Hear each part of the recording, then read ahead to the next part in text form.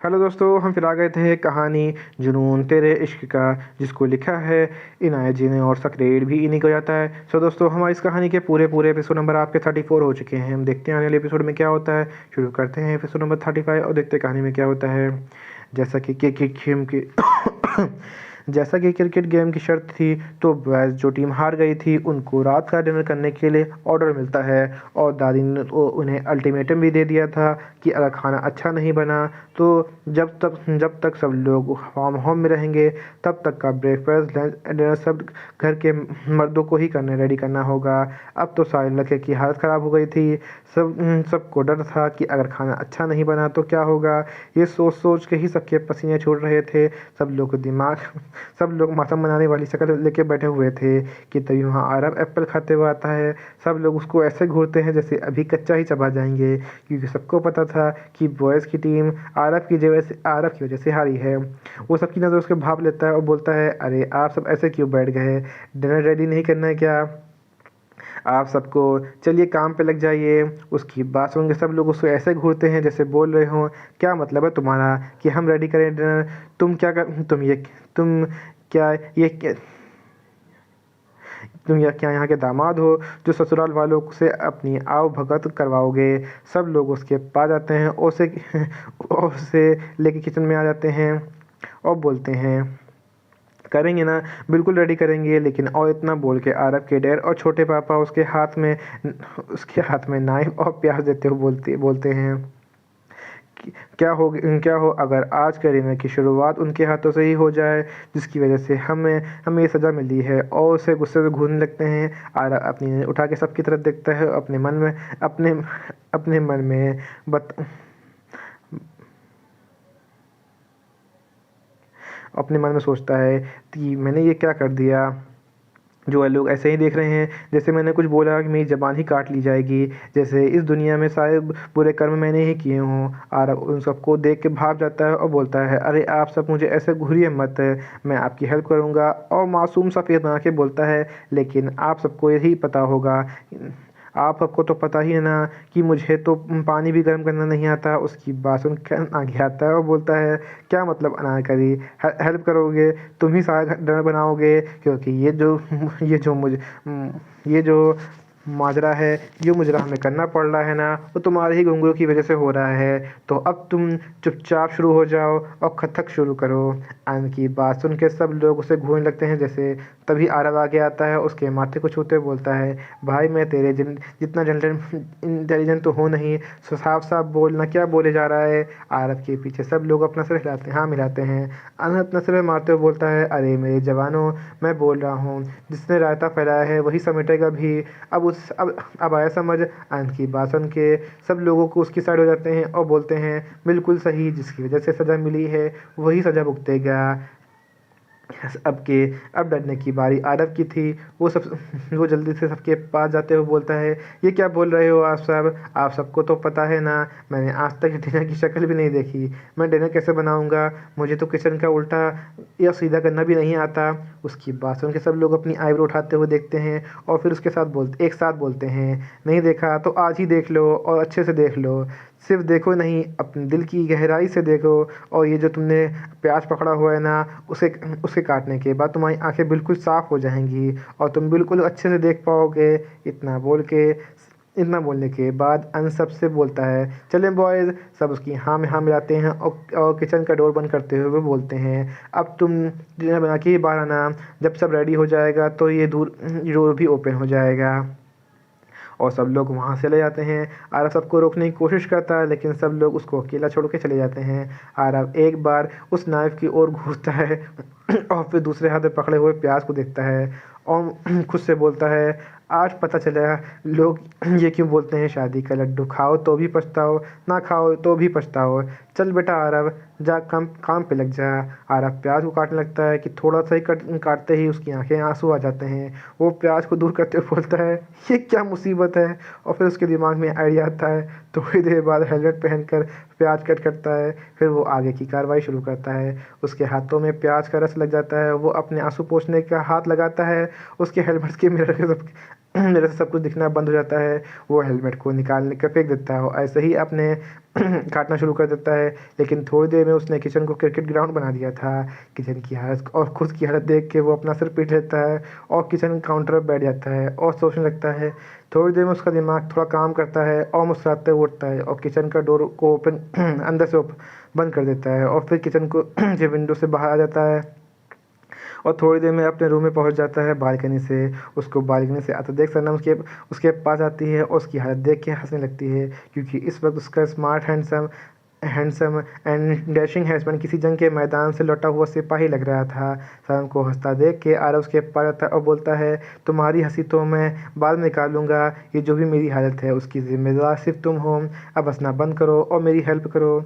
कैसी help? Hello कैसी help? सनम बोलती है तो आरव के फेस पे एक बड़ी सी स्माइल आती है और वो सनम के लेके किचन में पहुंच जाता है। खिड़की से ही किचन की हालत देख के सनम अपना सिर पीट लेती है। आरव मासूम सा फेस बना के बोलता है, सॉरी, वो आज मैंने फर्स्ट टाइम किचन में फेस देखा था ना, इसलिए। सनम को आरव की मासूम सी शक्ल देख के उससे बहुत प्यार आता है।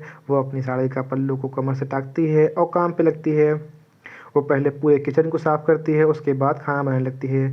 थोड़ी देर में सारा खाना बन के रेडी हो जाता है। उसके बाद सनम आरव को कॉफ़ी बना के देती है और वहाँ जाने लगती है। आरव उसका हाथ पकड़ के उसे किचन काउंटर से लगा देता है, उसे किस करने लगता है। वो काफ़ी देर तक उसको किस करता रहता है। जब सनम की सांस लेने में तकलीफ होती है तो उसे छोड़ देता है और उसके कान में बोलता है थैंक यू और सनम को छोड़ देता है।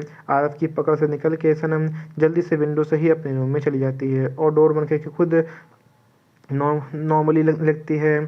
थोड़ी देर बाद सभी बॉयज़ आके किचन का डोर ओपन करते हैं और अंदर आते हैं और सामने रखे खाने को देख के उनके मुंह में पानी आ रहा था। थोड़ी देर में सब मिलके खाने को डाइनिंग टेबल पे लगाते हैं। सब लोग खाना टेस्ट करते हैं, सब लोगों की एक तारीफ़ करने लगते हैं। वहीं दादी सनम को बोलती हैं, बेटा खाना बहुत अच्छा बनाया है आपने। दादी की बात सुन के सारा दादी की बात सुन के आरव के तो गले में पानी अटक गया, खाना ही अटक गया था। वो बुरी तरह से खांसने लगता है। अब आनंद उसे पानी देता है और उसकी पीठ रब करता है। यहीं पे कहानी का एपिसोड नंबर आपका 35 कंप्लीट होता है। सो दोस्तों मुझे लगता है वक्त है तो मैं इसी में कहानी का एपिसोड नंबर 36 ऐड करता हूँ और देखता हूँ कहानी में क्या होता है। दादी की बात सुन के आरव बोलता है, लेकिन आपको कैसे पता चला कि खाना सनम ने बनाया है? तो दादी हंसते बोलती हैं, बरखुरदार हम आपकी दादी हैं, आपके डैड की भी माँ समझे। इस घर में सब लोग जानते हैं कि तुम्हें तो पानी भी गर्म करना नहीं आता, तो तुम इतना अच्छा खाना वो भी अकेले और इतने साफ़ सुथरे किचन के साथ तो बना ही नहीं सकते। अब तुमने खाना बनाया है तो उसमें कोई ना कोई तो झोल ज़रूर होगा। जब हमने खाना टेस्ट किया तो समझ आ गया तो खाना सनम ने बनाया है, क्योंकि इतने दिनों से खाना सनम की खुद ही बनाती है सबके लिए, तो सबको सनम के हाथों का टेस्ट भी पता है। इसलिए ही तो खाना चखते ही हमने जान लिया कि खाना सनम ने बनाया है, समझे? और सनम बेटे, आपने ये ठीक नहीं किया। सॉरी दादी। सनम बच्चों की तरह स्पेस बना लेती है और बोलती है। उसकी मासूम शक्ल देख के दादी बोलती हैं, ठीक है इस बार माफ़ कर रहे हैं हम आपको, लेकिन खबरदार जो आपने फिर ऐसा कुछ किया तो। दादी की बात सुन के सनम हम में सर हिला देती है।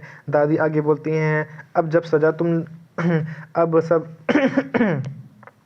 अब जब सज़ा तुम सबको मिली थी तो तुमने ये सब किया, तो अब उसकी भी सज़ा मिलेगी। दादी की बात सुन के सारे मर्द एक साथ चीखते हैं, नहीं हम खाना नहीं बनाएंगे प्लीज़। चुप सारे चुप। दादी सबको डांटते हुए बोलती हैं, अब कान खोल के सुन लो तुम लोग कि हम सब फार्म हाउस पे हैं। तब तक का ब्रेकफास्ट लंच डिनर सब आरव बनाएगा, वो भी अकेले। और खबरदार जो किसी ने इसकी मदद की तो। दादी की बात सुन के बाकी बॉयज़ खुश होते हैं कि वो बच गए। वहीं आरव के तो मेजर हार्ट अटैक ही आ गया था। तभी दादी बाकी सब की खुशी पर ग्रहण लगाते बोलती हैं, आनंद और अमन गार्डन की सफाई करेंगे जब तक हम यहाँ हैं, और आदिल घर का सामान खरीद के लेके आएगा और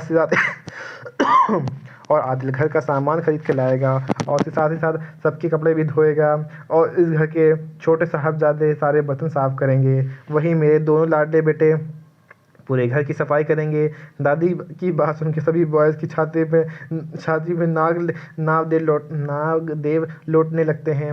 वे एक साथ रोनी से शकल बना के बोलते हैं, दादी हम छोटे छोटे नन्हे मुन्ने इतना सारा काम अकेले कैसे करेंगे? वहीं बाकी सबको सजा मिलते देख आरव के फेस पे छत आरव का सीना छत आपके आरव के फेस पे बड़ी सी स्माइल आ गई थी। वो जल्दी से उठता है और दादी को ये लगाते हुए बोलता है, आज मुझे यकीन हो गया दादी कि आप मेरी ही दादी हो। क्या फैसला सुनाया है। आई लव यू यार दादी, लव यू सो मच। बाकी सब दादी की तरफ रहम की उम्मीद से देखते हैं, लेकिन उन सबको कोल्ड लुक देखते हुए अपने रूम में चली जाती हैं दादी।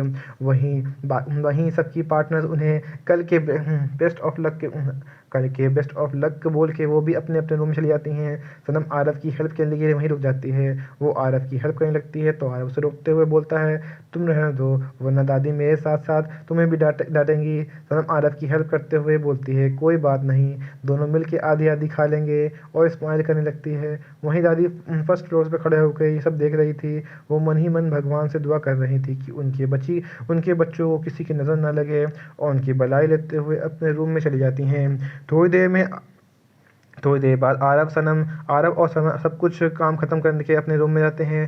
सनम जैसे ही रूम में एंटर करती है, आरव डोर लॉक करके उसे डोर से लगा देता है और खुद के सामने रहता है। सनम उसकी हरकत देख से एकदम से डर जाती है और फिर खुद को नॉर्मल करके बोलती है, क्या हुआ। तो आरव बोलता है, मैं थैंक यू, यूँ अधूरा रह गया था, बस वही पूरा करना है। आरव की बात सुनते ही सनम के गाल टमाटर की तरह लाल हो जाते हैं। वो अपनी नज़र नीचे कर लेती है। आरव धीरे धीरे उसके फेस की ओर बढ़ने लगता है। आरव को पास आते देख सनम अपनी आंखें कस के बंद कर लेती है।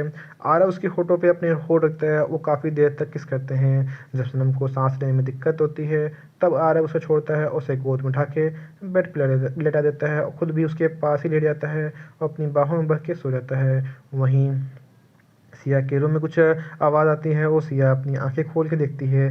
सामने खड़े अनंत को देख के चिल्लाने ही की होती है कि अनंत उसके मुंह पे हाथ रख देता है और सिया की आवाज़ उसके मुंह में ही दब जाती है। अनंत से बोलता है, मैं हाथ हटा रहा हूँ, चिल्लाना मत।